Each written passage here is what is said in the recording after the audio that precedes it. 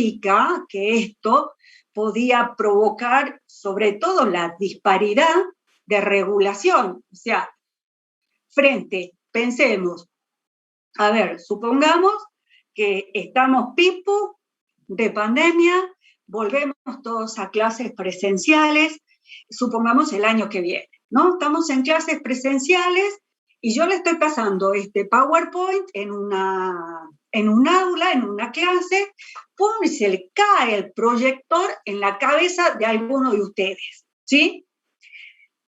¿Qué norma le es aplicable a ese chichón con un tajo que le tuvieron que hacer 10 puntos en la cabeza? Pues en ese supuesto, como estamos en el ámbito de la Universidad Nacional, la normativa aplicable resulta ser la Ley 26.944. Entonces ustedes me van a decir, sí, pero estamos en Salta, y Salta no dictó su nueva ley. Ah, no importa, porque estamos en el ámbito de jurisdicción nacional donde se aplica la ley. Entonces resulta que sangra tanto el compañero que necesitamos llevarle para que le cosan, ¿sí? Al Hospital San Bernardo. Entra la ambulancia, lo suben, ¿sí? Va la ambulancia del SAMEC llevándolo, la cara ensangrentada, ¡pum! Tiene un accidente de tránsito. Ahí, porque justo estaban haciendo la fiesta de Hakuna de Halloween, pero nada más que un viernes a la tarde. ¿Y ahí qué normativa resulta aplicable? ¿Qué reglas van a seguir, son aplicables? Porque yo tengo, por un lado, una ley nacional, pero cuando estoy hablando de ya la responsabilidad, supongamos que la ambulancia del SAME choca con un patrullero de la provincia. Ah, ¿y saben qué? Nos quedamos sin ley ahí. ¿Por qué? Porque la provincia de Salta, si bien en el año 2015 incluso había anunciado un grupo que estaba analizando el dictado de una ley de responsabilidad del Estado, esa ley no se dictó. Entonces, la provincia de Salta es una de las 16 jurisdicciones que decidió optar por mantenerse en silencio respecto de la aplicación de la ley. Lo único que sí tiene la provincia de Salta es que la responsabilidad del Estado y sus funcionarios la encontramos prevista en el artículo 5 de la Constitución, pero no hay hasta ahora, no hay una ley de responsabilidad estatal. Como les decía, esta es una de las opciones que tenían las distintas jurisdicciones en esta materia. Ahora, el hecho de que no se aplique o tanto el Código Civil y Comercial como la ley 26.944 digan que no se va a aplicar las disposiciones, ya la última del Código Civil y Comercial, de manera directa o subsidiaria, esto no significa de que no pueda aplicarse sus disposiciones de manera analógica. ¿Esto qué significa? Esto es adaptando los preceptos de esta ley a los principios y regulaciones propias del derecho público. ¿Por qué? Porque, por ejemplo, un concepto de lo que es el daño. Y el daño no lo vamos a encontrar, una noción de daño en el Código Penal. No la vamos a encontrar, una noción del daño en un código tributario. La vamos a encontrar en el Código Civil y Comercial. Esta posibilidad de la aplicación analógica de tales disposiciones incluso fue expresada al momento de elevarse el proyecto de ley al Congreso, y se admite esa posibilidad. Entonces, es cierto que las disposiciones del Código Civil y Comercial no se aplican en los supuestos de responsabilidad del Estado, sí a medias. ¿Alguien está haciendo una pregunta? Por las dudas, digo, no sé. Es una verdad, como les decía, a medias, porque puede aplicarse, vuelvo a insistir, por vía analógica. Esto es decir, quiere decir haciendo adaptaciones de acuerdo a los principios de derecho público que son aplicables. ¿Por qué? Porque hay la responsabilidad del Estado. ¿Es responsabilidad civil? No, es responsabilidad pública. Esto que suena tan fácil es algo que recién comenzó a visualizarse con el dictado de la Ley 26.944 y con la vigencia del Código Civil y Comercial que dijeron, basta, dejen de aplicar las disposiciones del Código Civil a estos supuestos de responsabilidad, porque es un caso especial. ¿Es civil? No, es pública. Por eso se rige por normas de derecho público. ¿Son todas iguales? No. Depende de cada jurisdicción. Pueden serlo, sí, si se adhieren a las normas, por ejemplo, de la ley nacional 26.944, pero cada uno hace lo que quiere en la materia. O sea, tengamos presentes que hay muchos supuestos de responsabilidad. Tenemos responsabilidades políticas, responsabilidades administrativas, responsabilidades penales, responsabilidad civil, pero este es un tipo especial de responsabilidad, como dice el Código Civil y Comercial. ¿Cuál es la naturaleza? Es de carácter público, que se rige por principios especiales, ¿sí? A ver, vamos a seguir. Hasta ahí estamos, ¿me siguen? ¿Alguna consultita? No tengo problema, ¿sí? Que me interrumpan. Vamos a hablar de cuál es el origen de la responsabilidad y cuál es el fundamento, ¿no? ¿Y esto por qué? Porque, como les decía, necesitamos entender qué es lo que pasó en esta materia. Miren, estamos hablando de una evolución de siglos en este aspecto y que todavía puede seguir evolucionando. Por eso les digo de que ojo con la bibliografía que tomen, porque pueden estar estudiando cosas viejas.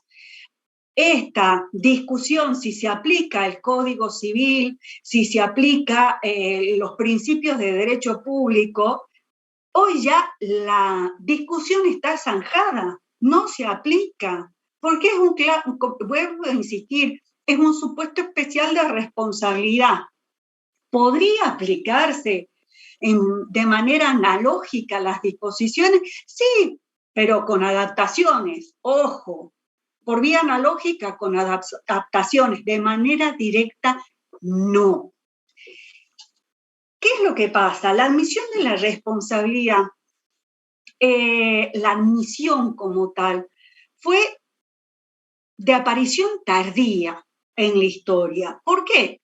Porque antiguamente predominaba el principio de la irresponsabilidad sobre la base del concepto de soberanía, es decir, el poder de decidir y dictar las propias leyes.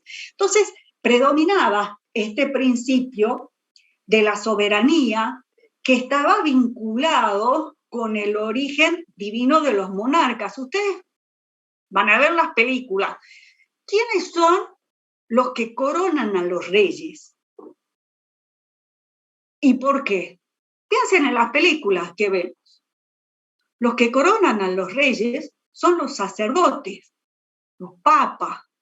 ¿Y por qué? Porque están recibiendo un poder que en su momento era considerado que venía de Dios y únicamente ante él debían rendir cuentas. ¿Me siguen?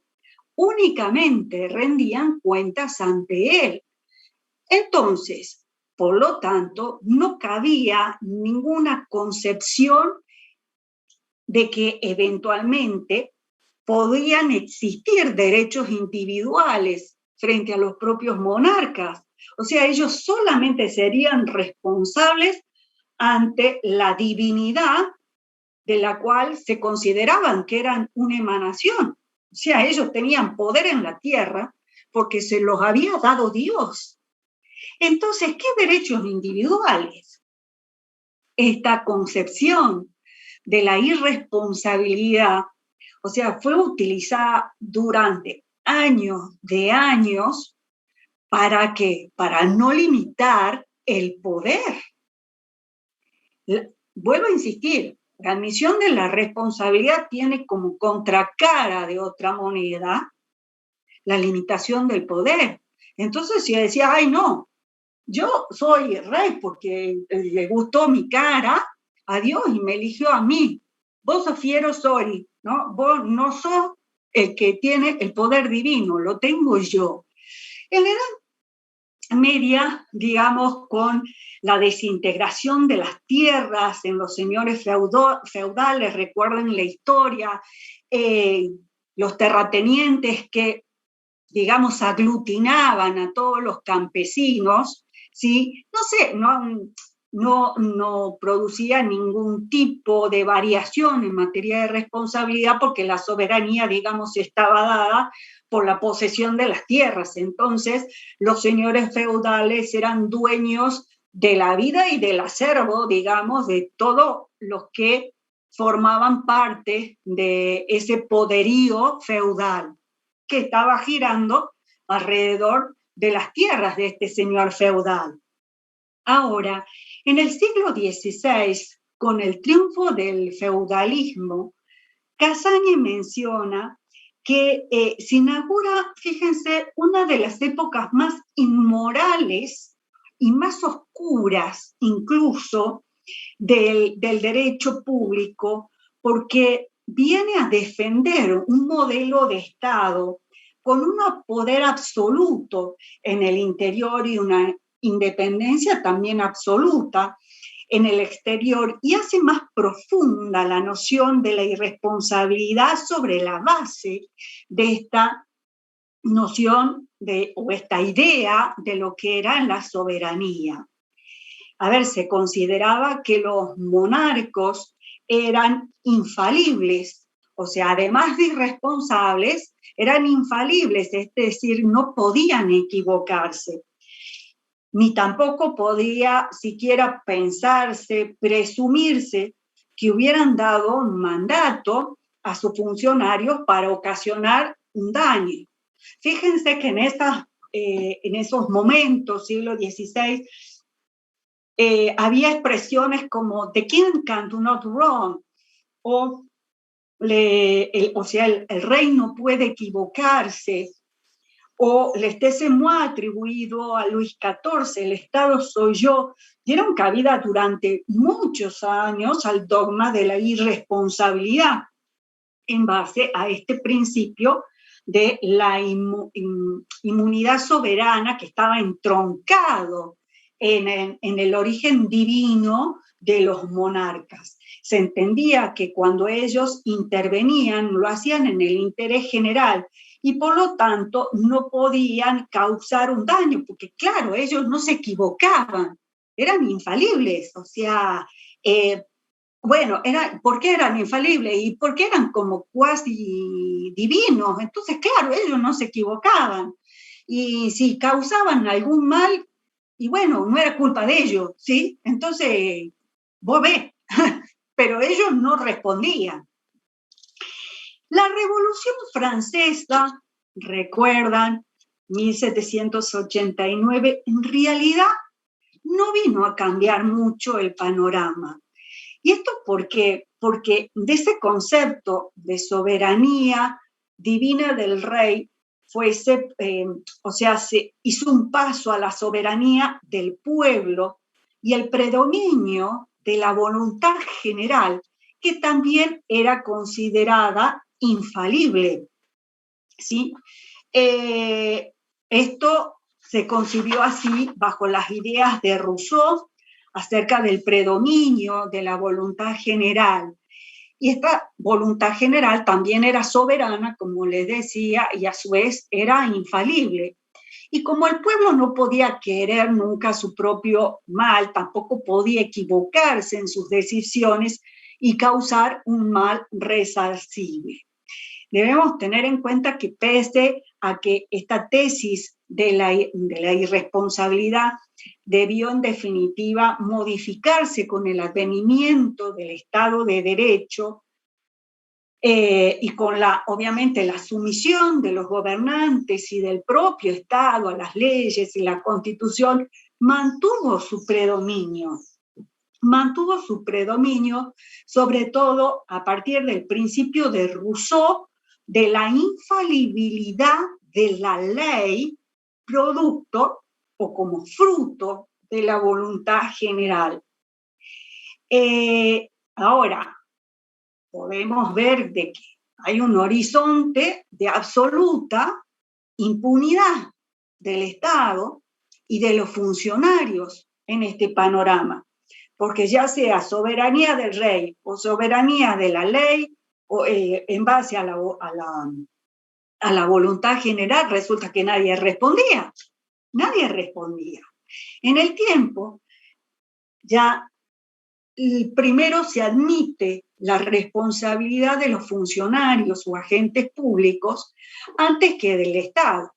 ¿Por qué? Porque se entendía que si el Estado no se podía equivocar el daño, solo podía ser atribuido, imputado al empleado, al agente público, porque se entendía que era como una suerte de mandatario del Estado, es decir, que tenía como un mandato del Estado para actuar. Entonces, si causaba algún mal, se entendía, se consideraba que había una extralimitación de ese mandato.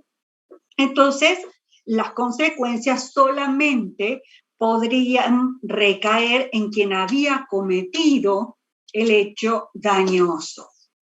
En los hechos, si bien podemos decir que había quien demandar una reparación por los daños que se podían haber ocasionado, el patrimonio de los empleados y agentes era insuficiente para satisfacer en la mayor de las veces efectivamente el daño que se había infringido. Es recién en el siglo XIX, cuando esta concepción empieza a mutar. Y sobre todo empieza a mutar en Francia. Hasta 1870 los agentes no podían ser responsabilizados por hechos relativos a sus funciones, salvo que exista una autorización del Consejo de Estado. En 1873 se deciden dos casos, Blanco y Pelletier, que vienen a perfilar una concepción publicista en base a la distinción de las llamadas faltas de servicio o administrativas y las faltas personales. Respecto de las faltas personales, ¿sí?, eran responsables quien lo cometió, pero sí se admitía la responsabilidad estatal respecto de las faltas de servicio o administrativas. ¿Esto qué supone? Un abandono de el presupuesto, la noción de culpa como requisito para responsabilizar al Estado siempre por la irregular o defectuosa prestación del servicio a su cargo cuando ocasione daños a terceros. Se pensaba, digamos, que el Estado tenía una doble personalidad. Esto le permitía actuar en el campo del derecho público y en el campo del derecho privado. Esto, ¿qué es lo que permitía? que esto permitía que se dicten, a su vez, dos tipos de actos diferentes. Los llamados actos de gestión, ¿sí?, o de servicio, y los actos de imperio o de gobierno. Los actos de servicio o de gestión eran considerados como los actos celebrados por la persona jurídica privada que estaba sujeta a las disposiciones del Código Civil. O sea, vamos un poquito para atrás. Siempre es el mismo Estado actuando en un ámbito o en dos ámbitos diferentes, en un campo de derecho privado y en un campo de derecho público. En el campo de derecho privado dictaba este tipo de actos de gestión o de servicio que eran considerados civiles, que estaban sujetas a la regulación civil. Ahora, en el campo del derecho público dictaba los llamados actos de imperio o de gobierno, como persona de derecho público que tenía potestad soberana.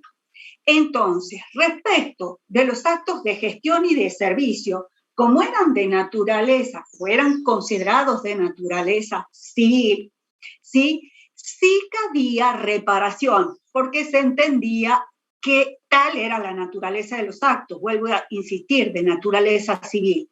Ahora, cuando actuaba en el campo del derecho público, no cabía reparación.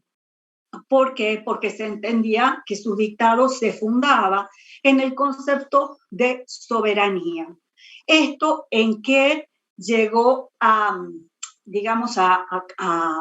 concluir incluso en la existencia de una venia legislativa para poder llegar a demandar al Estado como poder público. Es decir, no se podía llevar al Estado a tribunales.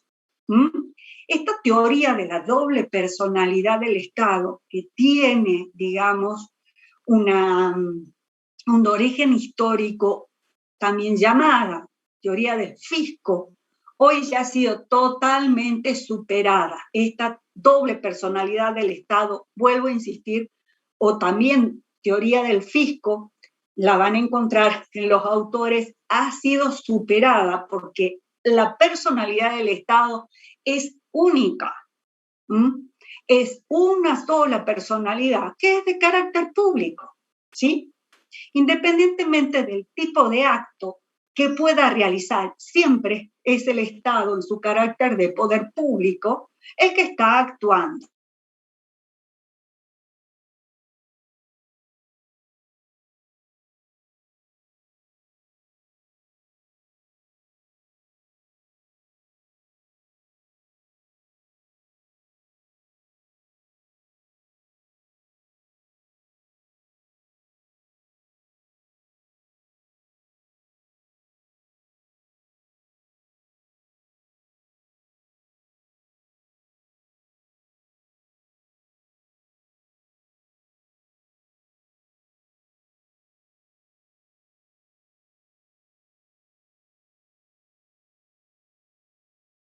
Recording in Después fue progress. reemplazado, ustedes lo han visto, en las bolillas de procedimiento administrativo, desemboca después en el reclamo administrativo previo. Fíjense, ¿no?, que son todas prerrogativas del Estado, ¿no? Reclamo administrativo previo que le permite una instancia conciliadora antes de llevarlo a juicio para que a ver si puede incluso repensar su actitud, y digamos, evitar un eventual juicio. Y bueno, constituye un presupuesto para poder llevar al Estado finalmente a ser demandado. Esta teoría incluso de la inmunidad soberana del Estado es receptada por la Corte Suprema de Justicia de la Nación, que dice: ¿cómo se les ocurre que ustedes pueden demandar directamente al Estado? No, de ninguna manera. Mire, lo dice la Corte en el primer caso, en 1864. el mismo poder del Estado encargado de la defensa de los derechos individuales dice no se lo puede demandar de manera directa. Por eso es muy importante entender cómo es que llegamos a la responsabilidad tal como hoy la tenemos perfilada. Puede alcanzar caracteres o ribetes diferentes, por supuesto, esto está en permanente evolución. Y como les decía, tengan cuidado porque pueden llegar a estudiar de material que hoy esté, digamos, desactualizado en base a los nuevos criterios vigentes. ¿Y por qué también es importante, además de la noción del origen de la responsabilidad, determinar cuál es el fundamento? ¿Por qué? Porque en la Constitución Nacional no hay ninguna norma que establezca expresamente la obligación de responder del Estado por los daños que produce al ejercer las funciones que le son propias. Entonces, se elaboraron muchas teorías que Marinhoff viene a sistematizar, ¿sí? La teoría del riesgo creado, que constituye una regla lógica implícita desde el punto de vista jurídico, porque no había ninguna lógica también en suponer que el Estado no debía responder de manera diferente, como si lo hace un particular. Otro que consideraba que debía haber una ley expresa que así lo establezca. En definitiva, Marinhoff en su momento, ustedes piensen que hasta el 2014 no había nada, dicen, miren, ¿saben qué?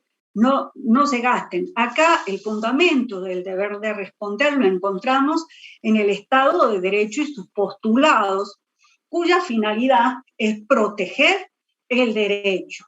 ¿Y dónde encontramos estos postulados del Estado de Derecho? Y miren, lo podemos ver, partamos desde el preámbulo de la Constitución Nacional, en principios como afianzar la justicia, asegurar los beneficios de la libertad, promover el bienestar general. También encontramos algunas normas aisladas que vienen a dar soporte, ¿sí?, a este deber del Estado de responder. Por ejemplo, el derecho de propiedad, que lo encontramos regulados en los artículos 14 y 17 de la Constitución Nacional, en el principio de igualdad ante las cargas públicas, el artículo 16, el principio que prohíbe perjudicar los derechos de terceros, del cual lo deduce la Corte Suprema de Justicia del artículo 19, también de la Constitución Nacional, el principio de demandabilidad para poder demandar a la nación. Pero a su vez, a la par, ¿qué encontramos? Encontramos, recuerdan, los tratados de derechos humanos que a partir de 1994 tienen rango constitucional y encontramos distintas disposiciones. Encontramos dispersas, hay que lo tienen en la Convención Americana sobre Derechos Humanos, en la Declaración Americana de los Derechos y Deberes del Hombre, en el Pacto de Derechos Civiles y Políticos, en la Declaración Universal de Derechos Humanos, en el Pacto de Derechos Económicos, Sociales y Culturales, que viene a establecer la obligación de progresividad en el reconocimiento de los derechos y no regresividad, es decir, no volver para atrás en lo que ya se fue ganando en la admisión de los derechos. Y hasta llegar, como les decía, en el 2014 al dictado de la ley 26.944. Vuelvo a insistir, esta ley no es de aplicación uniforme en todo el país, porque solamente se aplica en el orden nacional, salvo las provincias que decidieron adherirse a los términos de la ley. En Salta, donde encontramos nuestro fundamento constitucional, lo encontramos en el artículo 5. ¿Qué dice el artículo 5? Vamos. Dice: el Estado, y en su caso, sus funcionarios y empleados, son responsables por los daños que ocasionan. Esta responsabilidad se extiende a los errores judiciales.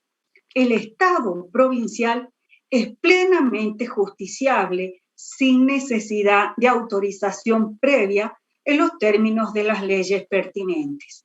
Vamos a leer hasta ahí. Todas las cláusulas de la Constitución, particularmente todas las que tienen que ver con garantías y derechos, tienen que ser interpretadas en base a lo que establece el artículo 9. Digamos que este es una pauta de interpretación, de exégesis constitucional muy especial de la Constitución salteña, que en este momento está siendo objeto de ¿qué? ¿De qué está siendo objeto?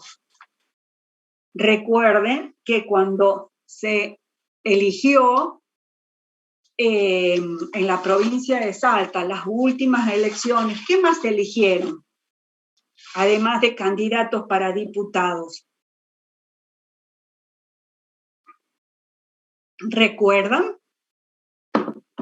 Convencionales constituyentes. Muy bien. Convencionales constituyentes que hoy por hoy empiezan a estar abocados a la reforma de la Constitución. Una de las características de las constituciones, digamos, rígidas, es que no sean fáciles de modificar. Para eso lo que se necesita es el dictado de una ley previa que establezca la necesidad de la reforma y a su vez las materias sobre las cuales puede versar eventualmente esa reforma constitucional. Reforma constitucional respecto de la cual hay muchas acciones judiciales que la están cuestionando. ¿Sí? Debe haber alrededor de unas 7 acciones entre amparos y acciones populares de inconstitucionalidad que están cuestionándose el proceso nuestro, ojo al piojo, nuestro, de reforma de la Constitución. Fíjense qué interesante, qué dice el artículo 9 de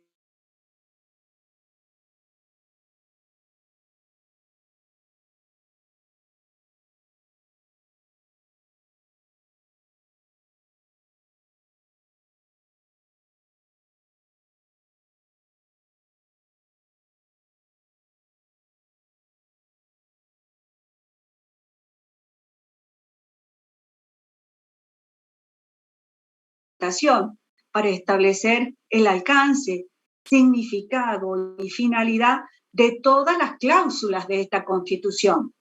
No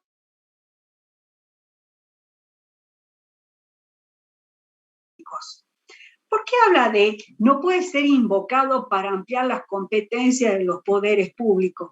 ¿Recuerdan cuando vimos la bolilla de organización administrativa? ¿Qué decíamos respecto de las competencias que se diferenciaba de la capacidad? ¿Cómo es la competencia a diferencia de la capacidad de las personas privadas? Que la competencia era la excepción y no la regla. Entonces acá dice que el preámbulo no puede ser invocado para ampliar esas competencias de los poderes públicos.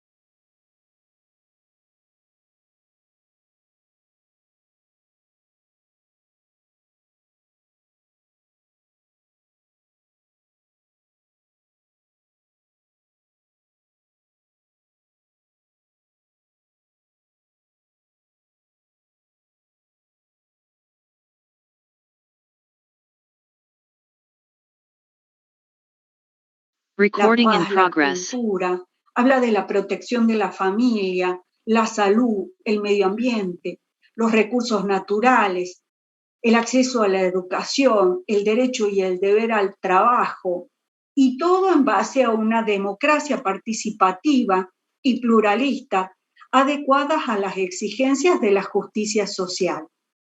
Fíjense cómo esta pequeña constitución, que hoy es objeto de tratamiento y una eventual reforma, ya tenía en el año 86 una estructura de vanguardia. ¿Y por qué le digo una estructura de vanguardia?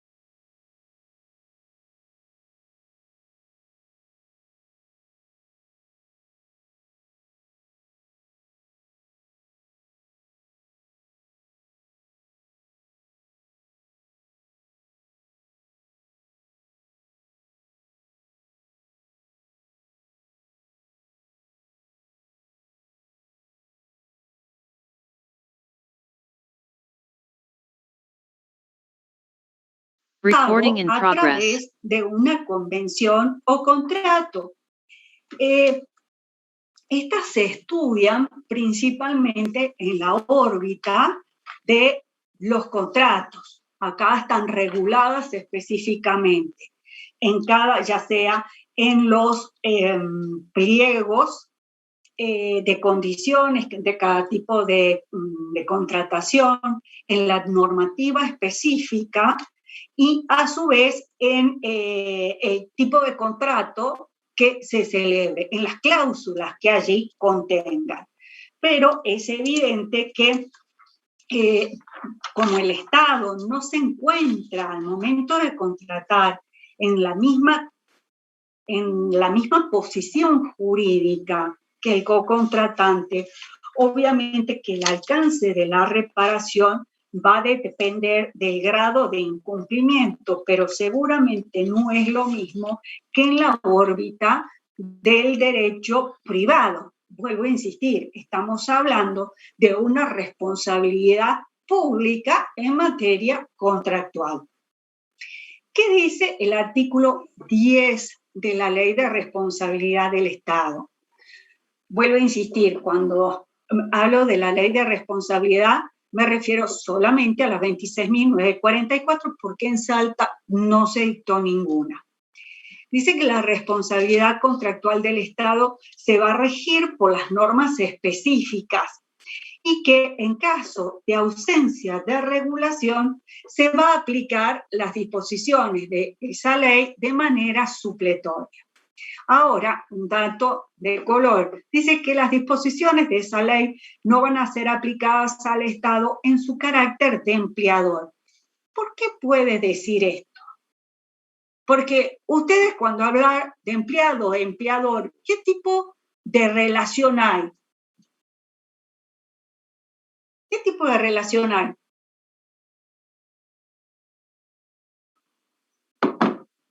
Empleado y empleador. Un vínculo de naturaleza laboral. Si es un vínculo de naturaleza laboral, ustedes me van a decir, ¿qué tiene que ver con la ley de responsabilidad del Estado? No entiendo esto. Y bueno, ¿saben por qué? Porque ustedes tienen que pensar que la relación de empleado público es un típico contrato administrativo, que, o sea, puede incluso estar sujeto a raíz de una disposición legal en concreto, puede llegar incluso a ese vínculo laboral, contractual del Estado, puede estar incluso sujeto a las normas de derecho laboral común, pero por una disposición del Estado forman parte de la relación que vincula al Estado con el empleado. Sin embargo, eso no le quita el carácter de orden público. Entonces, por eso la ley se ocupó de decir que estas disposiciones de responsabilidad no van a ser aplicadas a los vínculos laborales del Estado, a las relaciones del Estado en su carácter de empleador. Ahora, eso tenemos la responsabilidad contractual por un lado. Por el otro lado, en la otra esquina, sí, tenemos la llamada responsabilidad extracontractual, es decir, aquella que se origina en virtud de comportamientos, actos u omisiones que pueden llevarse adelante tanto por el Poder Ejecutivo, Legislativo o Judicial, ¿sí? Que en definitiva todos, digamos, constituyen una vinculación con un Estado único al cual pertenecen. Entonces, ¿este tipo tiene que ver con algún contrato? No, es independientemente de la existencia de un contrato, totalmente independiente. Entonces, acá tenemos los dos grandes sistemas de responsabilidad estatal. A su vez, la responsabilidad extracontractual puede ser en razón de su actividad legítima o en razón de su actividad ilegítima. Es importante tener en cuenta que, como les decía, la responsabilidad tuvo una gran evolución incluso en nuestro país y fue producto fundamentalmente de la construcción de algunas normas aisladas, a veces, ¿por qué no?, incluso hasta contradictorias, pero sobre todo de la evolución jurisprudencial. Recuerden, ¿qué es la jurisprudencia? Estamos hablando de los fallos, sentencias, pronunciamientos, todos significan lo mismo, que dictan los jueces. Y el primer gran precedente que significó el punto de partida en esta materia fue en 1933, cuando la Corte Suprema de Justicia de la Nación resuelve una demanda del caso Tomás Devoto, S.A., donde se introduce la noción de la responsabilidad del Estado como poder público cuando se admite reconocer la indemnización por el incendio de un campo que se había producido por las chispas de un brasero que habían encendido empleados en ese entonces del Telégrafo Nacional, que habían encendido porque estaban arreglando unas líneas del telégrafo en un campo. Bueno, no, o sea, ¿qué es el telégrafo? Era el WhatsApp de la época, ¿sí? O sea, donde se podían transmitir mensajes por una red inalámbrica, tipo un sistema de código Morse, que permitía llevar mensajes. Ustedes fíjense donde había líneas de ferrocarril, a los costados también había las líneas del telégrafo. Bueno, en este caso los muchachos les hacía frío, hicieron este brasero y resulta que incendiaron todo un campo porque no se dieron cuenta que estaba todo seco, así como está seco el pasto ahora. Bueno, imagínense prender un brasero. Como les decía, la importancia de este precedente que no tiene tantos años, 1933, es admitir esta noción de que el Estado puede responder como poder público. 5 años más tarde se resuelve el caso Ferrocarril Oeste, donde importó el reconocimiento de la existencia de una falta de servicio al condenarse a la provincia de Buenos Aires por los daños ocasionados con motivo de un registro, una certificación registral defectuosa que había llevado a que se invalide, ¿sí?, se frustre una operación inmobiliaria que no pudo llevarse adelante culpa de esta defectuosa certificación que había dado el registro de inmuebles. Ahora el caso 1984 se dicta el caso Vadel, ¿sí?, donde ya se introduce la idea objetiva de la falta de servicio y la responsabilidad principal y directa del Estado, ya aplicando lo que es la teoría del órgano, ¿sí?, porque se entiende que la actuación de los agentes es atribuible al Estado porque forman parte de su estructura en la medida de que estén cumpliendo la competencia específica que les cabe. Como les decía, la responsabilidad extracontractual tiene como sus variantes: responsabilidad contractual por actividad legítima o ilegítima. La responsabilidad ilegítima es entendida como el incumplimiento irregular de la función o prestación del servicio, y esto es independiente del dolo o culpa del agente que hubiera causado este daño. Acá hay una anormalidad, una violación de las obligaciones del servicio regular. Entonces, lo que se analiza es cómo debe prestarse el servicio. Y si hay alguna anormalidad, alguna falla, puede entenderse después que se verifica esta función irregular en la prestación a cargo del Estado. Porque ¿qué es lo que viene a decir la Corte? Quien asume el cumplimiento de determinadas obligaciones o prestaciones de servicio tiene que cerciorarse de que este servicio se preste de la mejor manera posible y que cumpla con esta finalidad. A su vez, tenemos a la par la responsabilidad estatal por actividad legítima, que también es independiente del dolo o culpa del agente, pero también es independiente de la falta o defecto en la prestación del servicio. ¿Por qué? Porque acá hay una ejecución del servicio de manera normal. Sin embargo, con motivo de ese comportamiento, igualmente se produce un perjuicio individualizado en aras del bien común. Entonces hay alguien que tiene un sacrificio especial en aras de ese bien común. Hay una actividad que fue llevada adelante para satisfacer el interés general y sin embargo hay uno o unos cuantos que tienen un sacrificio especial diferenciado.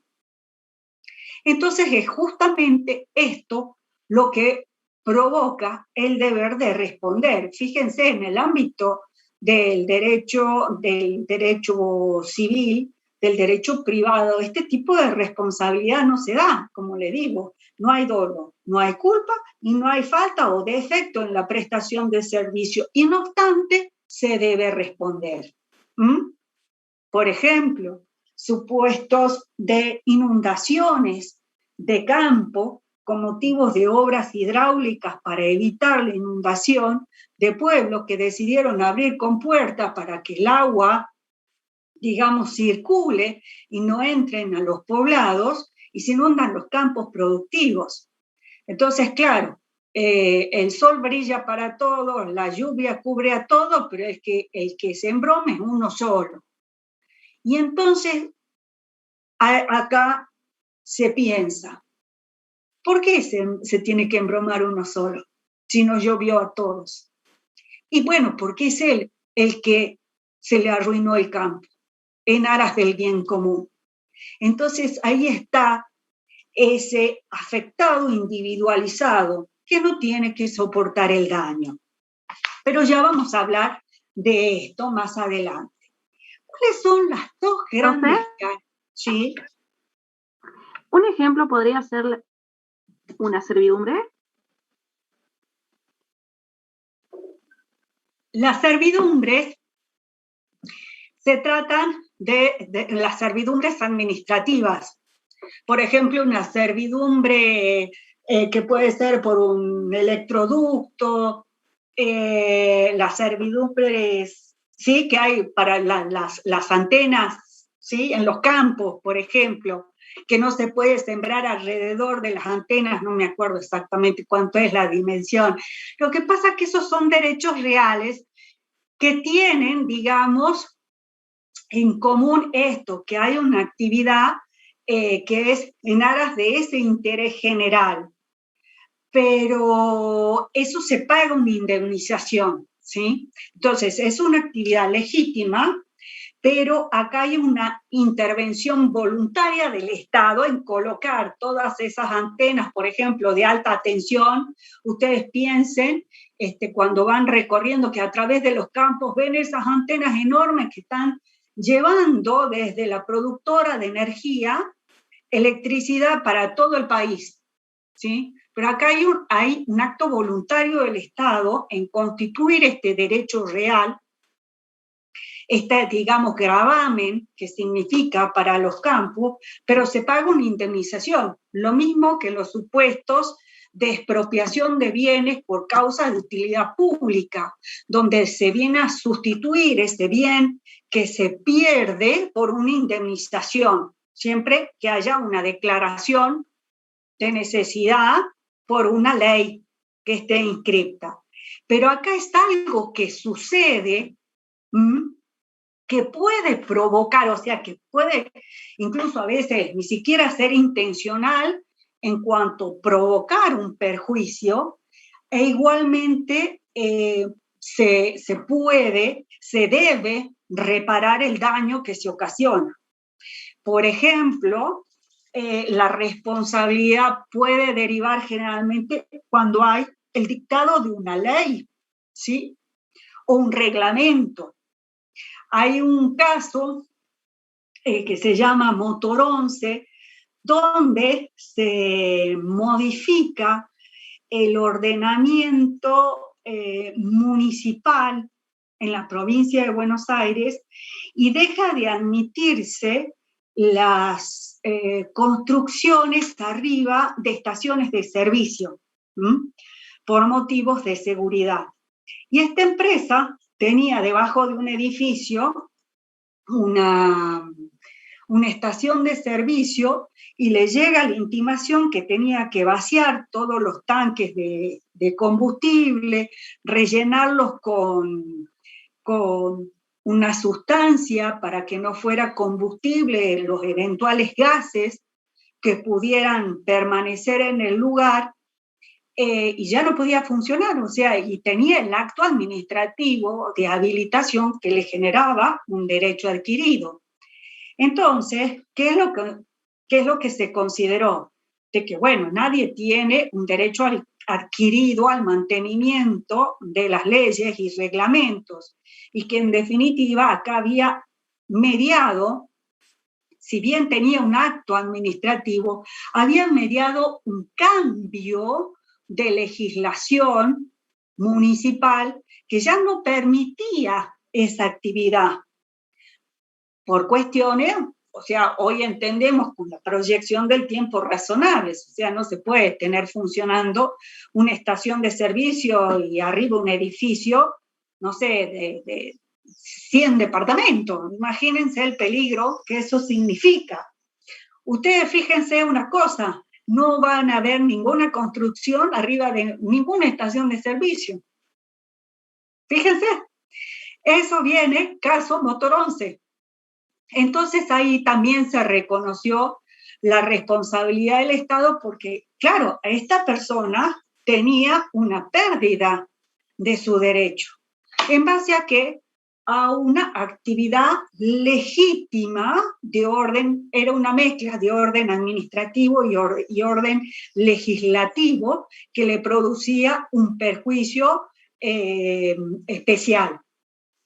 ¿Me siguen? ¿Mm? Más o menos cuáles eran los supuestos. ¿Entendió? Bueno, perfecto. Cualquier cosa a mí, ya saben, pregúntenme, porque si no parezco loca, estoy hablando a la pared, mejor que me pregunten. Como les decía, la responsabilidad del Estado tiene dos grandes caracteres, muy importantes, que es su carácter objetivo y que es directo. ¿Qué se opone de la naturaleza objetiva? A subjetivo. ¿Qué dice el artículo 1? Dice que la responsabilidad es objetiva. Esto quiere decir que es independiente de la voluntad, dolo o culpa de la gente, que incluso puede llegar a ni siquiera estar individualizado. Este análisis, lo que se apunta, como les decía, es a la prestación del servicio en sí, a determinar cómo se cumple, cómo se lleva a cabo esa función. Entonces acá tiene que demostrarse que hay un anormal funcionamiento, una defectuosa prestación. Para eso, ¿qué tiene que valorarse? Tiene que valorarse la naturaleza de la actividad, es decir, de qué estamos hablando. ¿Cuáles son los medios con que se dispone para prestar ese servicio? ¿Cómo es el lazo que une a la víctima con ese servicio? Y el grado de previsibilidad del daño. ¿Por qué creen que durante la pandemia estaban tan preocupados todos los estados de todos los rincones del mundo por el tema de las subas de los casos de COVID y todavía el retraso del esquema de vacunación? ¿Por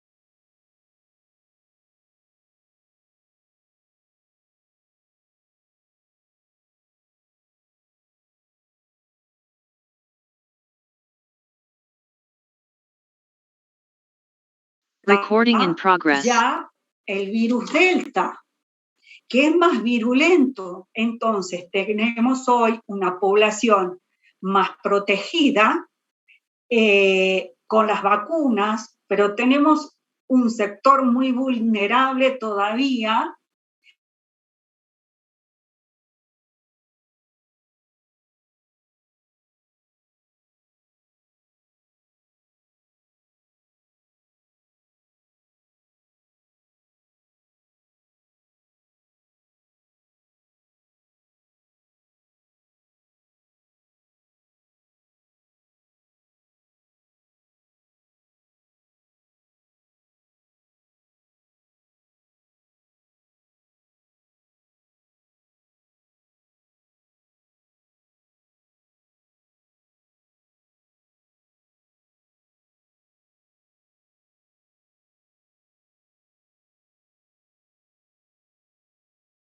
Recording es in esto lo que le progress. estoy diciendo. Fíjense, yo le hablé en este momento.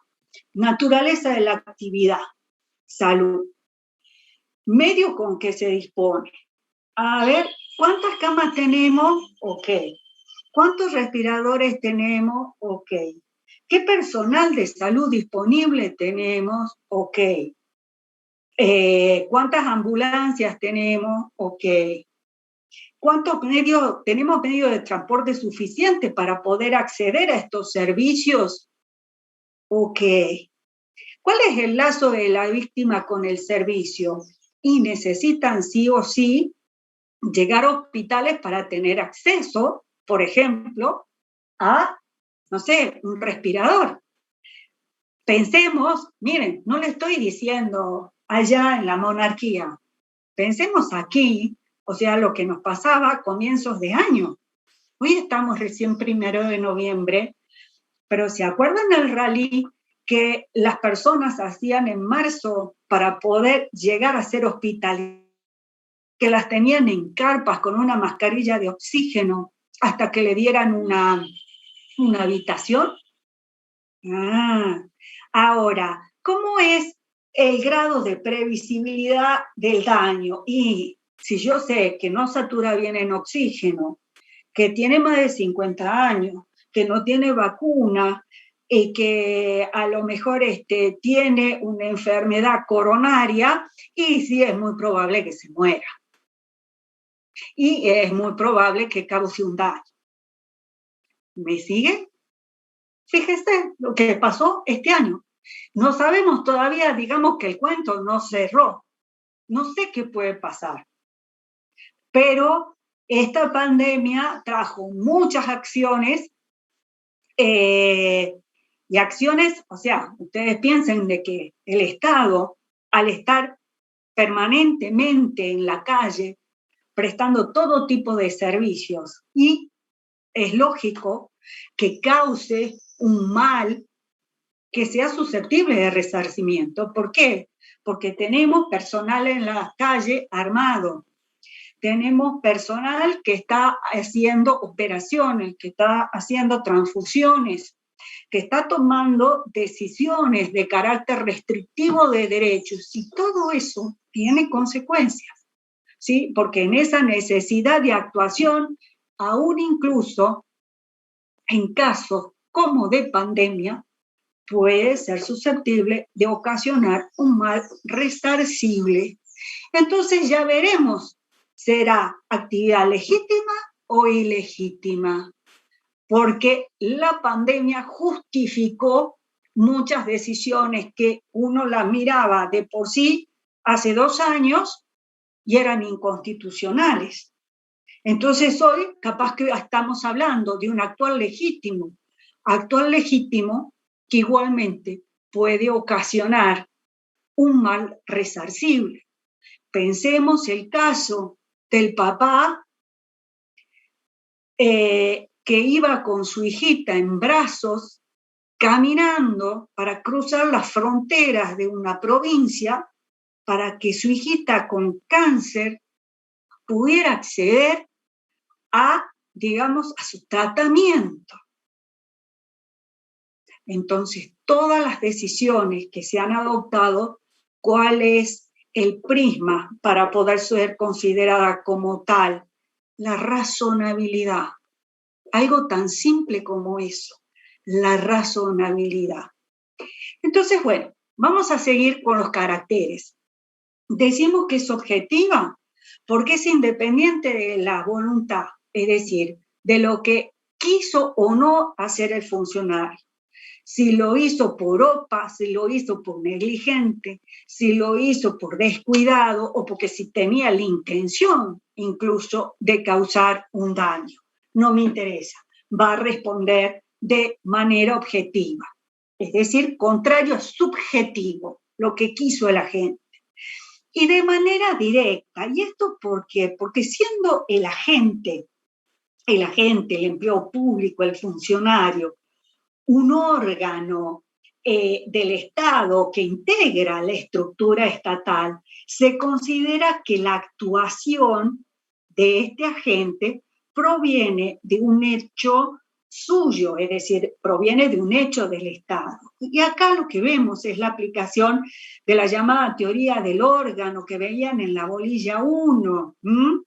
Entonces, es de carácter directo. La conducta de los agentes se imputa al Estado en virtud de esta teoría del órgano. Ahora bien, hay distintos requisitos para que la responsabilidad se pueda hacer efectiva. Y acá depende del tipo de responsabilidad extracontractual del cual estemos hablando. Como les decía, en esto lo que vamos a circunscribirnos es en la responsabilidad extracontractual. ¿Por qué? Porque la contractual la vemos en las bolillas de los contratos. Acá vamos a circunscribirnos en la responsabilidad extracontractual. Vuelvo a insistir, hay dos subtipos. Según sea el comportamiento, pueda considerarse legítimo o ilegítimo.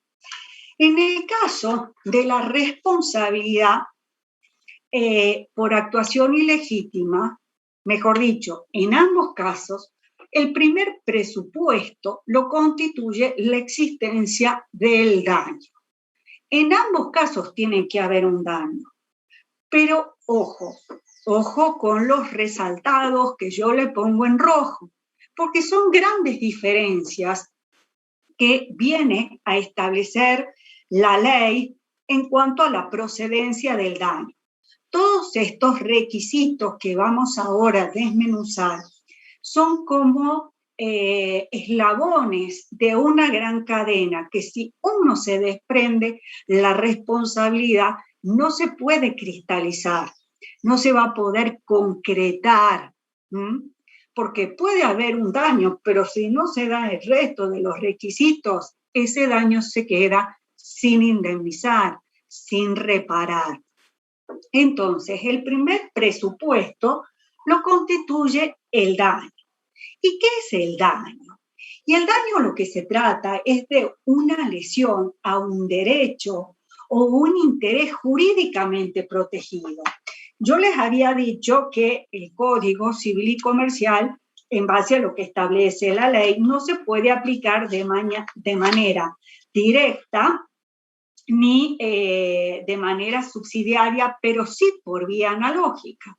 Entonces, ¿dónde recurro para poder tener un concepto de lo que es el daño? Pues vamos por vía analógica al Código Civil y Comercial. ¿Y qué nos dice el artículo 1737 del Código? Nos dice que hay daño cuando se lesiona un derecho o un interés no reprobado por el ordenamiento jurídico que tenga por objeto la persona, el patrimonio o un derecho de incidencia colectiva. Es decir, acá se está protegiendo, como les decía, todo interés no reprobado por la ley.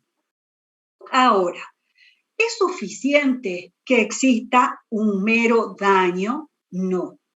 Este daño tiene que tener características esenciales, según se trate de uno u otro supuesto de actuación, si es responsabilidad ilegítima o legítima. La responsabilidad ilegítima está prevista en el artículo 3 y la legítima en los artículos 4 y 5 de la Ley de Responsabilidad. ¿Cómo tiene que ser este daño? Según el artículo 3, cuando hay responsabilidad, hay comportamiento ilegítimo, es decir, hay una defectuosa prestación del servicio a cargo del Estado, una anormalidad en las obligaciones del funcionamiento. Este daño tiene que ser cierto, acreditado por quien lo invoca, inmensurable en dinero. ¿Qué quiere decir que sea cierto? Es decir, tiene que ser real, efectivo, excluye todo lo que son los daños conjeturales o meramente hipotéticos. Ahora, la certeza del daño no significa que quedan afuera los llamados daños futuros, es decir, aquellos daños que no se terminaron de completar el ciclo de su producción, pero se sabe con certeza que ese daño seguramente se va a producir o terminar de producir de un tiempo, no sé, más o menos estimable. Por ejemplo, pensemos en la inundación de un campo. O sea, no es mera hipótesis el hecho de pensar de que un campo que ha estado inundado 7 meses, la tierra necesita, en base a estudios técnicos, tanto tiempo para recuperar los nutrientes del suelo y eventualmente volver a ser productivo. Entonces, el hecho de que sea futuro no excluye de que sea cierto, porque es posible determinar cuánto se va a necesitar para recuperar los nutrientes. Ahora, si un patrullero en la carrera, por detener un delincuente, atropella a un maratonista y mutila su pierna, y ya se la cortaron a la pierna, y yo no necesito grandes estudios para saber de que ya no va a poder seguir corriendo maratón. Entonces, claro, todavía está internado, yo digo, ay no, el hecho de poder correr maratón todavía es un daño futuro. Y bueno, salvo que le pongan una pierna biónica, que hay gente que la puede tener en Alemania, pero acá no sé, ¿sí? Entonces, todo depende de cómo se acredite. Entonces, si nos vamos a la otra cara de la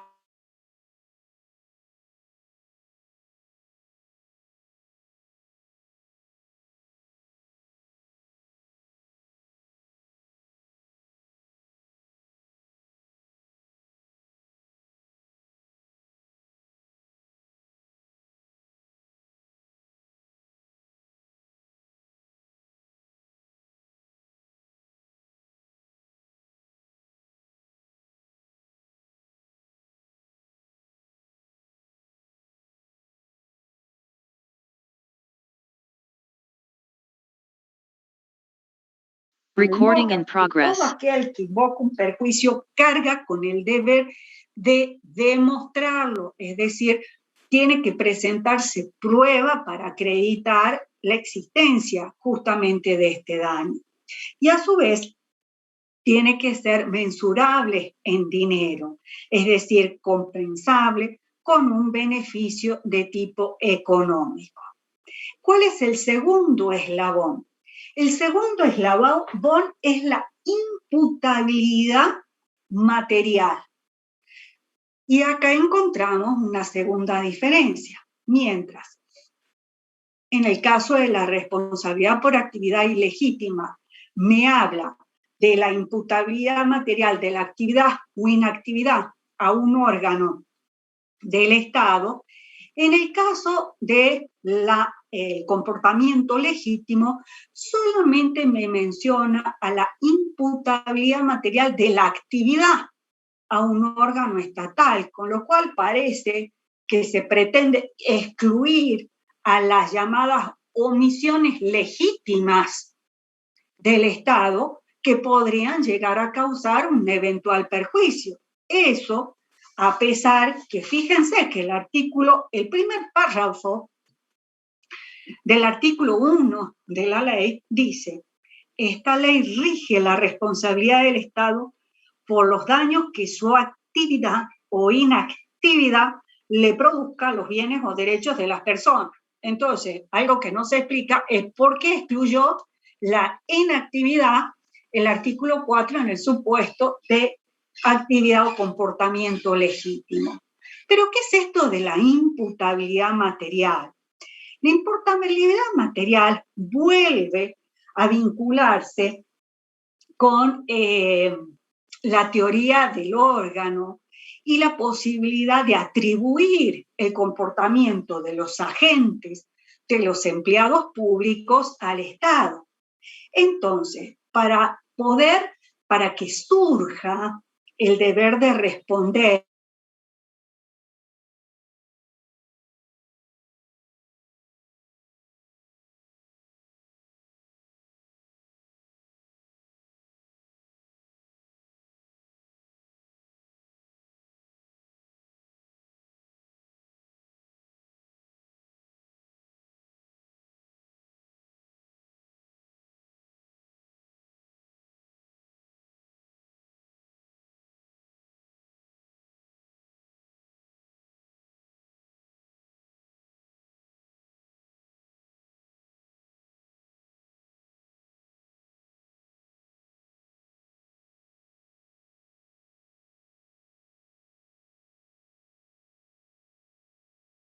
Recording in progress.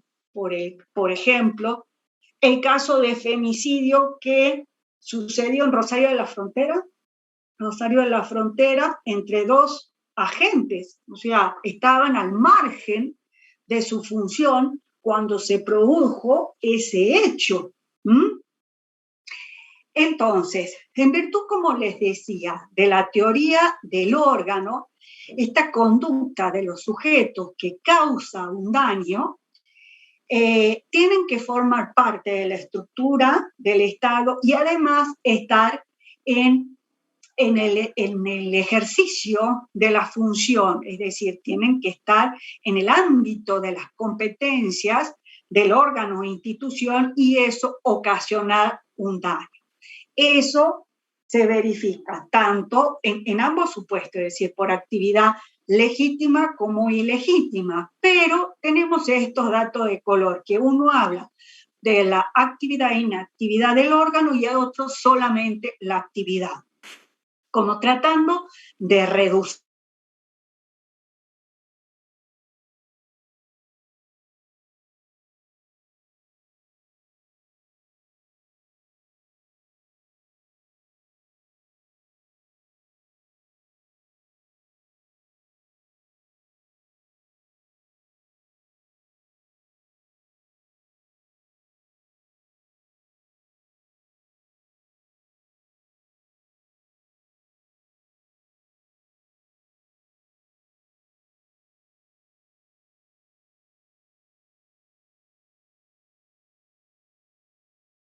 Recording in progress. De comportamiento, pero no es de carácter excepcional.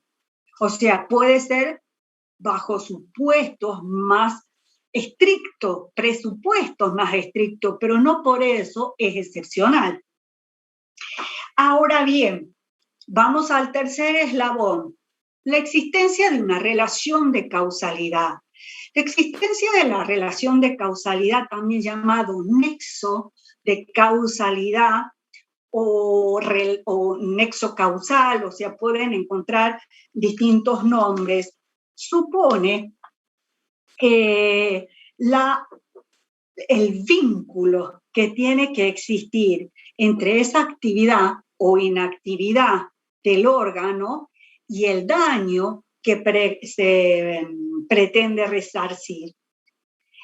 Este nexo causal tiene determinadas características. Por un lado, frente a un comportamiento ilegítimo, basta la existencia de una relación de causalidad adecuada. ¿Qué supone una relación de causalidad adecuada? Esto lo toma la existencia de relación de causalidad adecuada, ya estaba previsto en el Código Civil y también lo encontramos en el Código Civil y Comercial en el artículo 1726. En el caso, para determinar si hay una relación de causalidad adecuada entre la actividad del órgano y el daño, se tiene que realizar un juicio de probabilidad o de previsibilidad y preguntarse si el comportamiento de la gente era apto por sí mismo para, según la experiencia común, para desencadenar ese perjuicio, es decir, según el curso ordinario y normal de las cosas, era susceptible de ocasionar ese perjuicio que finalmente se ocasionó. Ahora bien, tenemos casos en que ese nexo se corta. Entonces, cuando ese nexo se corta por la actuación de terceros o por incluso la propia víctima, la responsabilidad estatal cae. Un caso muy notable fue el decidido por la Corte Suprema de Justicia en el caso de Oca Corina contra Paredes Fidel Leónidas. En este caso, miren, se había producido una pelea entre vecinos donde después de unos golpes de puño, los dos vecinos cada uno se van a su casa y vuelven, digamos, al centro de la pelea, pero uno vuelve con un pedazo de caño galvanizado y el otro que se le ocurrió mejor cosa de traerse un sable que la Armada le había entregado una vez que había ascendido un cargo alto dentro de la fuerza. Ahora, este señor que fue condenado incluso por homicidio, porque obviamente le intentó dar un cañazo en la cabeza y el otro lo mató de una estocada, ¿sí? Entonces, como lo mató a este señor Leónidas, le hicieron un juicio de responsabilidad al Estado Nacional por haberle entregado a este señor el sable, haberlo entrenado en el uso del sable y además porque el sable era del Estado Nacional. Entonces, ¿qué entendió la Corte? Que este señor no estaba en cumplimiento de las funciones. ¿Por qué? Porque él estaba en el carácter de retirado. No sé si saben, pero el personal de seguridad, policía, servicio penitenciario, ejército, existe lo que se llama retiro. El retiro es como una jubilación que tiene una característica especial, que conservan el Estado militar, el Estado policial. Esto que permite que en caso de necesidad puedan ser convocados para poder volver a prestar servicio activo. Sin embargo, una vez retirado, se considera que no están en la misma situación que el personal en actividad. Entonces, justamente eso tuvo en cuenta al resolver la Corte Suprema el caso, que quedaba claro que el señor, el homicida, no estaba en ejercicio de una función activa, pues ya estaba retirado. Entonces, no podía hacerle atribuida responsabilidad al Estado y no había, consecuentemente, una relación causal entre su actividad como órgano y el daño que se había producido. Entonces, acá hubo un quiebre del nexo causal que no permitía imputarle responsabilidad al Estado. ¿Cuándo puede también, como les decía, imputarse responsabilidad? O puede imputarse la relación causal, aparece en declive por la intervención de terceros o circunstancias ajenas a una actuación u omisión estatal. Lo encontramos en el artículo 2. Fíjense, dice, se exime de responsabilidad al Estado en los siguientes casos: por los daños y perjuicios que deriven de casos fortuitos o fuerza mayor, salvo que sean asumidos por el Estado expresamente por ley especial. Los casos fortuitos son los que no han podido preverse o que previstos no pudieron evitarse, caso fortuito o fuerza mayor. Estos son eventos que tienen carácter imprevisibles e inevitables pese la normal diligencia que pueda adoptar una persona razonable. Entonces, esto provoca, digamos, un quiebre en esa relación. ¿Qué más no responde? Cuando el daño se produce por el hecho de la víctima o de un tercero por quien el Estado no debe responder. Hay un caso resuelto por la Corte Suprema de la provincia donde se entendió que no podía imputarse responsabilidad al Estado porque en un caso de persecución que se había hecho con personal de la brigada, después de la voz de alto que había dado a las personas que venían persiguiendo, se disparó a las piernas con carácter disuasivo y eso produjo unas fracturas expuestas a las personas y se discutió la responsabilidad del Estado. Y acá justamente se entendió que la víctima que no había respondido, digamos, frente a la voz de alto y que había adoptado, en vez de, digamos, detenerse en base a esa voz, a esa advertencia, había tomado una postura, digamos, defensiva y hasta agresiva, portando armas que después fueron encontrados. Se entendió que los daños que se habían producido habían sido consecuencia de la conducta de la víctima. Entonces vemos que acá tenemos a alguien en ejercicio de la función, sí. ¿Forma parte de la estructura del Estado? Sí. ¿Tenemos un daño? Sí. ¿Tenemos una relación de causalidad? No. Por lo tanto, tampoco puede ser imputado al Estado ese daño que existe, sí, pero no lo paga el Estado. Se hace cargo la propia víctima. Ahora bien, ¿qué es lo que pasa cuando hablamos de un comportamiento legítimo? Frente a un comportamiento legítimo, ya la relación de causalidad, ese nexo entre la actividad del órgano y el daño, tiene ribetes diferentes. No se habla de una relación de causalidad adecuada, sino que se habla de una relación de causalidad directa, inmediata y exclusiva. Esta relación directa, inmediata y exclusiva es de causa y efecto, es decir, que se van a excluir la responsabilidad cuando puedan existir una multiplicidad de factores que vienen a conducir a la producción del daño. Entonces, va a ser directa de causa y efecto cuando existan consecuencias que se producen por sí mismas sin otro acontecimiento.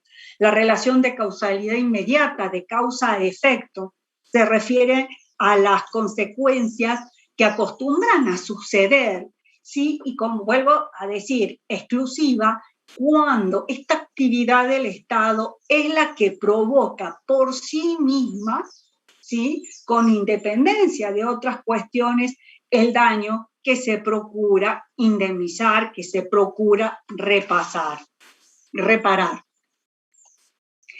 Ahora, ¿cuáles son el resto de los requisitos?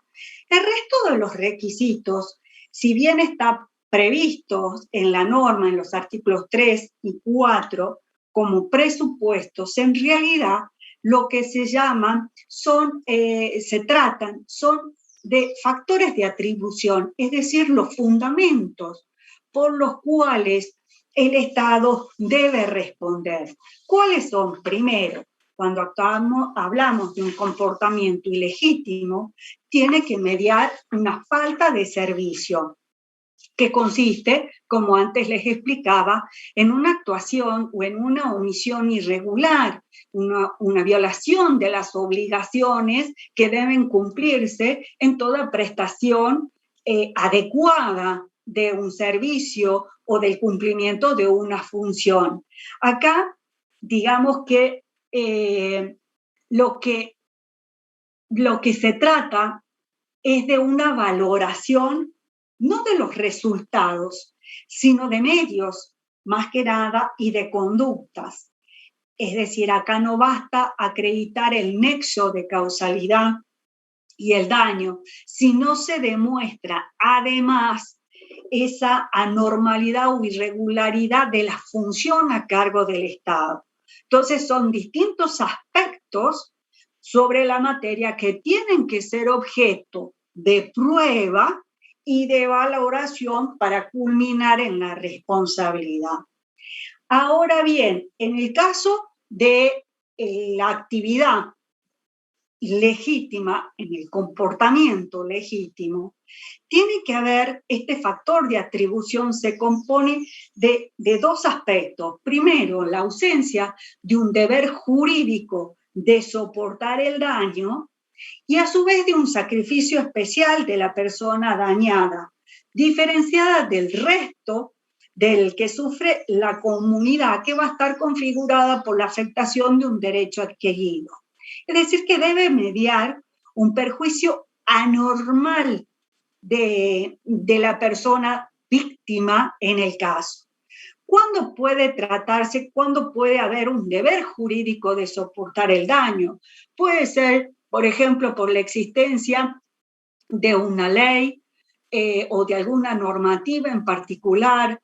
Puede darse en virtud de la aplicación de principios como el de la solidaridad social o incluso cuando se trata de un perjuicio que comprende a la generalidad. Porque acá lo que se supone es que hay este perjuicio que es diferencial del resto, que puede darse en uno o un grupo más o menos reducido de personas, y a veces es de tipo cualitativo, no tan cuantitativo. Por ejemplo, el daño que sufre una persona por la disminución del valor de su propiedad porque le pasaron la autopista a 2 metros del patio de su casa, ¿sí? O como les decía, el ejemplo del campo. Ahora, cuando ya toda la comunidad es la que sufre en aras del bien común este perjuicio del que estamos hablando, ya no va a ser procedente la responsabilidad. ¿Y esto por qué? Porque el fundamento constitucional esencial que da apoyo a la admisión de la responsabilidad por actividad legítima es el quiebre del principio de la igualdad ante la ley, el principio de igualdad ante las cargas públicas. Miren, fíjese, ese principio que justifica o que ustedes lo ven tanto desde el punto de vista impositivo, es también lo que justifica la responsabilidad en este caso. Quiebre del principio de igualdad ante las cargas públicas. ¿Por qué yo, en qué carácter, sin la debida indemnización, tengo que soportar este perjuicio diferenciado del resto en aras de todos? Vuelvo a insistir, sin la debida indemnización.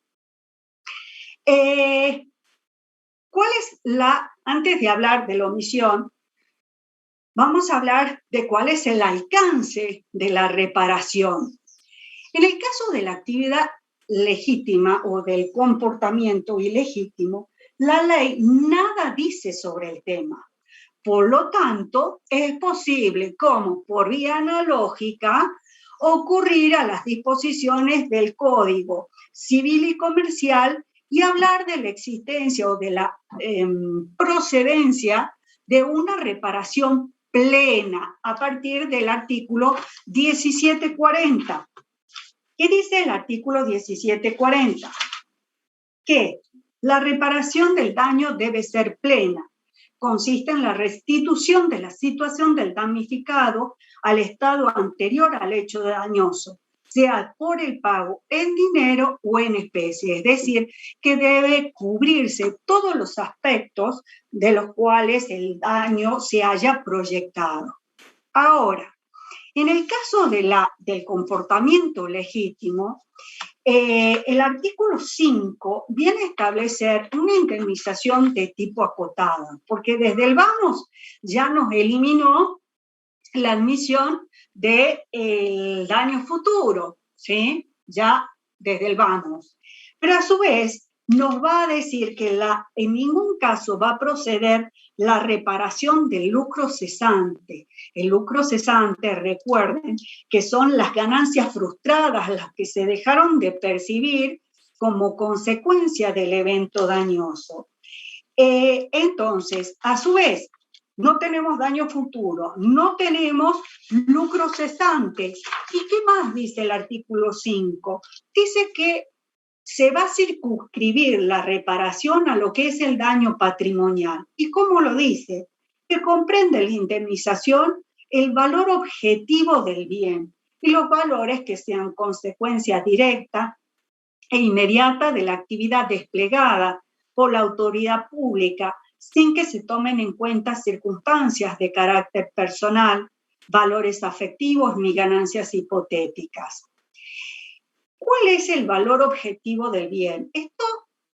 Esto surge de la ley, principalmente de expropiación, que habla del valor objetivo del bien y la exclusión de todas estas ganancias o aspectos de carácter subjetivo que puedan influir en ese valor. ¿Cuál es el valor objetivo del bien? Es el valor de mercado, es el valor de acuerdo a la oferta y la demanda, el valor de sustitución que pueda tener una cosa que por sí misma o un bien que por sí misma pueda generar algún tipo de rentabilidad económica.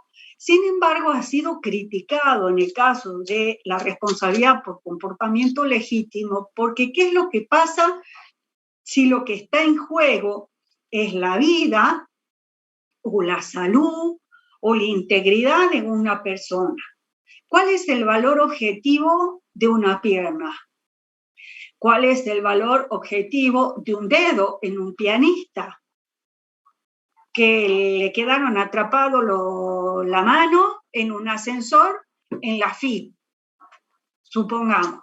¿Cuál es el valor objetivo que puede significar la pérdida de la vida humana? Pensemos en un patrullero que cruza en rojo un semáforo y atropella a un ciclista y muere. ¿Cuál es el valor objetivo del bien? ¿Y cuál es el valor del mercado de la vida? ¿Sí? O sea, fíjense cómo esto tiene que ser, digamos, replanteado al momento de decidir, pero no es lo mismo que en el caso de la expropiación, como les decía, le explicaba a su compañera. En el caso de la expropiación, o en el caso de las constituciones de servidumbre, hay un acto voluntario del Estado de, limitar la propiedad en aras del bien común, consecuencia de lo cual se paga una indemnización. Pero acá no hay un acto deliberado en el patrullero que viene persiguiendo de atropellar a la gente, pero puede causar un mal. Pero ese mal es resarcible. Acá lo que se busca, como les decía, es de tratar de excluir todas las circunstancias personales para poder determinar un valor del mercado que excede lo que puede ser un perjuicio patrimonial, porque es claro que un daño moral, es decir, un daño a las afecciones de una persona puede sufrir como consecuencia de un supuesto de responsabilidad, parece no estar incluida, porque no es un valor objetivo, no integra el valor objetivo del bien, el daño moral. Pero sin embargo, yo creo que a pesar de que no integre este valor, se desprende, este valor tiene que ser reconocido en base a los principios de los tratados internacionales que, como les decía, hacen al fundamento convencional también de la responsabilidad del Estado. Se habla de un control de convencionalidad cuando lo hacemos a la luz de los tratados internacionales y un control de constitucionalidad a través de las distintas constituciones, ya sea nacional o provincial. en el caso de ambos, yo creo que debería reconocerse estos conceptos, pero lo cierto es que la norma tal y cual está prevista no contempla esta posibilidad.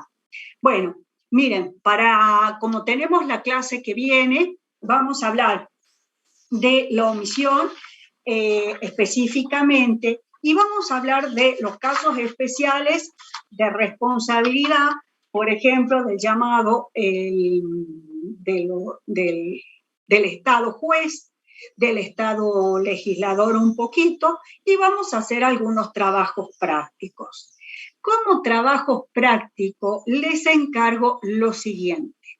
Averigüen el caso del boliche Cro-Magnon. ¿Cuáles fueron las consecuencias? ¿Cuáles fueron las causas? ¿Qué es lo que pasó? ¿Sí? Así que les pido, por favor, que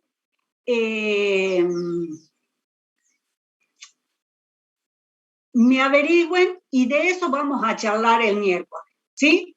¿Alguna duda, alguna preguntita? ¿Sí? Que sí, que no, ¿me escuchan? Profe. Sí. Abajo en el Power, en donde habla sobre indemnización acotada, ¿qué sería circunstancias PS? Personales. PS. Circunstancias Gracias. personales. Circunstancias personales.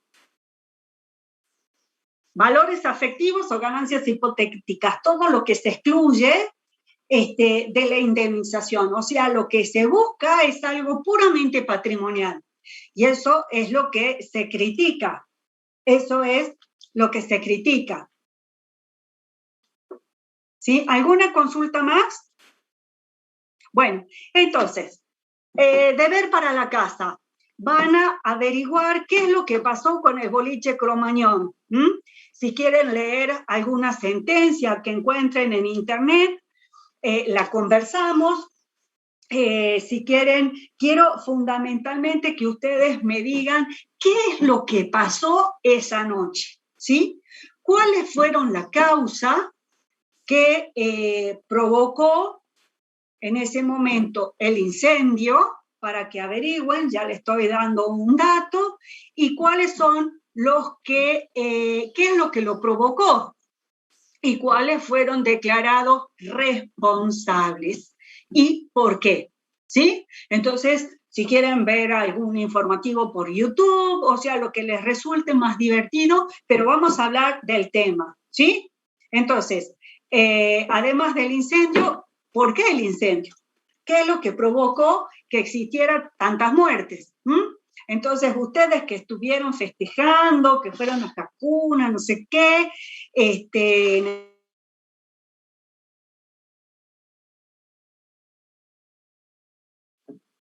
bueno, no sean tan alcahuetes, Ezequiel, deje de contar tanto. Bueno, pero hubo más cosas. Bueno, quiero que me averigües todas las cosas, ¿no? ¿Qué es lo que ha pasado con Cro-Magnon? Y nos vemos el miércoles que viene, ¿sí? Estamos en contacto y seguimos con la misma bolilla, ¿sí? Bueno, chicos, chau, buenas tardes a todos.